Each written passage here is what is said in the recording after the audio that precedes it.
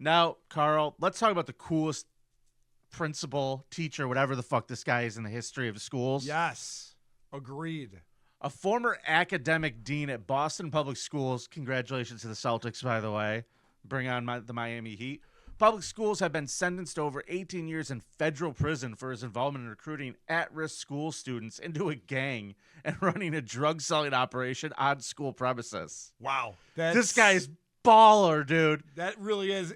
They're like, I know what job you have. How do you have so much money? How is it that you're always driving these fancy cars? He's figured it out. Shit, partner. Sean Reverend Harrison. He got sentenced to 218 months in prison with 98 months of time served for conspiracy to conduct enterprise affairs through a pattern of racketeering activity, commonly known as RICO. Shit. Authorities say Harrison lured and manipulated teenagers into the criminal enterprise that specialized in street terrorism. They claimed he was the architect of a ruin for an entire generation of promising young lives, exclusively targeting and grooming vulnerable at-risk youth and becoming the very thing he was hired to work against. Promising young lives. Yeah, I'm sure these kids would have been astronauts. You don't if know. Not for this You guy don't know. recruiting them into the Latin Kings. Come on. Harrison was a member of the Latin Kings, as you just said, and Yeah. Queen Nation, also known as the Latin Kings game. Prosecutors said members, they continued to use drug distribution to generate revenue and engage against violence against witnesses and rival gangs to further its influence and protect its turf. And because it's cool. Let's not forget that.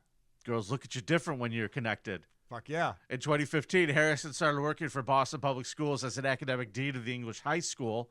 Harrison's job included mediating between students and teachers, working with families when students were struggling in school, and running an anger management program for helping at-risk students. Smart. That's where you Wink. do the recruiting right Wink. there. Smart. Officials said Harrison started recruiting several of these at-risk students to the Latin Kings and ordering them to sell drugs to other students that he would collect the money.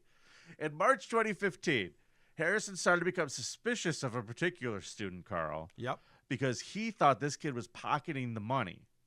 Prosecutors said he believed, according to the that the student didn't want to sell drugs anymore and thought the student would tell police about what was happening at the school. Can't have snitches.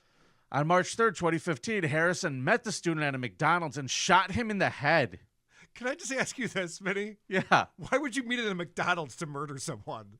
That seems like a really dumb... Like, everything you've been telling me, I'm like, this guy's brilliant. This is amazing. This is really smart. I wish I had thought of that. And then you get to this part, and I'm like, why would you go where there's surveillance cameras to shoot someone? Get a McFlurry. Oh, yeah.